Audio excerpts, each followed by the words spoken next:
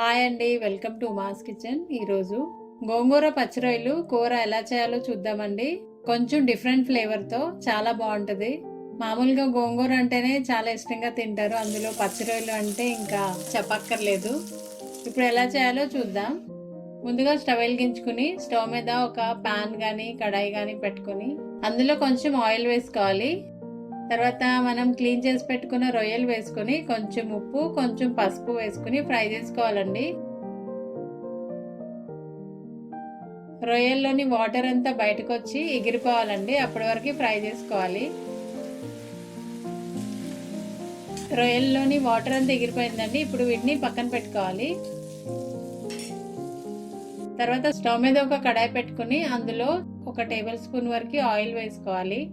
Oil కొంచెం ఇలా spread చేసుకోండి. తర్వాత కడిగి పెట్టుకున్న గోంగూర వేసుకోవాలి.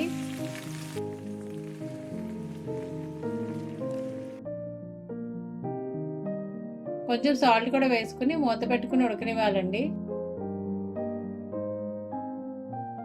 గోంగూర మొత్తం ఉడికేంత వరకు ఉడకనివ్వాలి.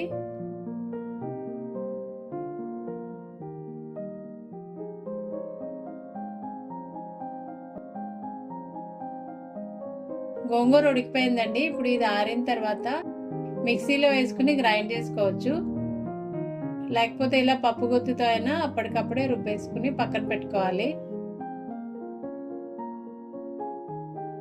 తర్వాత స్టవ్ మీద ఒక కడాయి పెట్టుకుని అందులో 3 టేబుల్ స్పూన్స్ ఆయిల్ వేసుకోవాలి. ఆయిల్ కొంచెం కాగిన తర్వాత 2 ఉల్లిపాయలు కట్ చేసుకుని వేసుకోవాలి.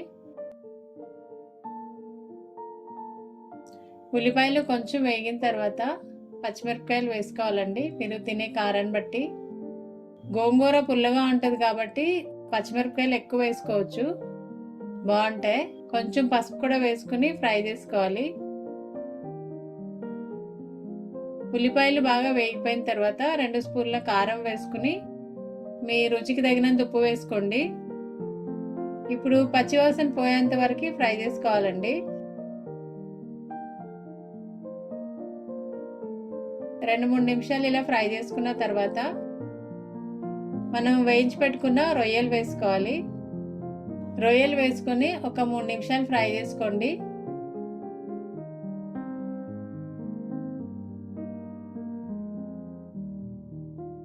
తర్వాత ఉడకబెట్టుకున్న గోంగూర కూడా వేసుకుని మొత్తం ఒకసారి కలుపుకోవాలండి.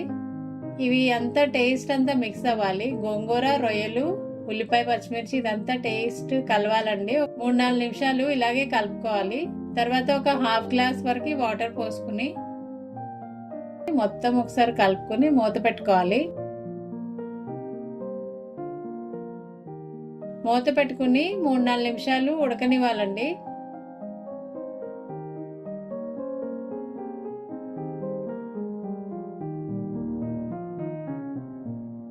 ఈ కన్సిస్టెన్సీ ఉంటే బాగుంటుందండి గోంగూర పచ్చిరొయ్యలకి. మామూలుగా అయితే గోంగూర పచ్చిరొయ్యలు కూర ఇంతే అండి, కానీ దీన్ని కొంచెం టేస్టీగా చేసుకోవాలంటే స్టవ్ మీద ఒక చిన్న పాన్ పెట్టుకుని అందులో 2 టేబుల్ స్పూన్ల వరకు ఆయిల్ వేసుకోవాలి. ఆయిల్ కొంచెం వేడైన తర్వాత కొంచెం ఆవాలు, కొంచెం జీలకర్ర, ఒక 10 వరకు వెల్లుల్లి రెబ్బలు దంచుకుని వేసుకోవాలి. తర్వాత ఎండుమిరపకాయలు ఇంకా కరివేపాకు కూడా వేసుకుని ఫ్రై చేసుకోవాలండి.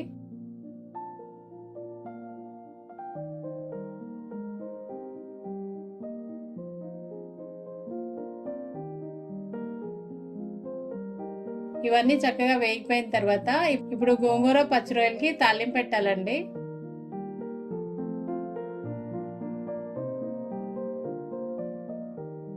అంతా ఒకసారి కలుపుకోవాలి. ఇంతే అండి, గోంగూర పచ్చిరొయ్యలు. కొంచెం డిఫరెంట్ టేస్ట్ కానీ చాలా బాగుంటుంది.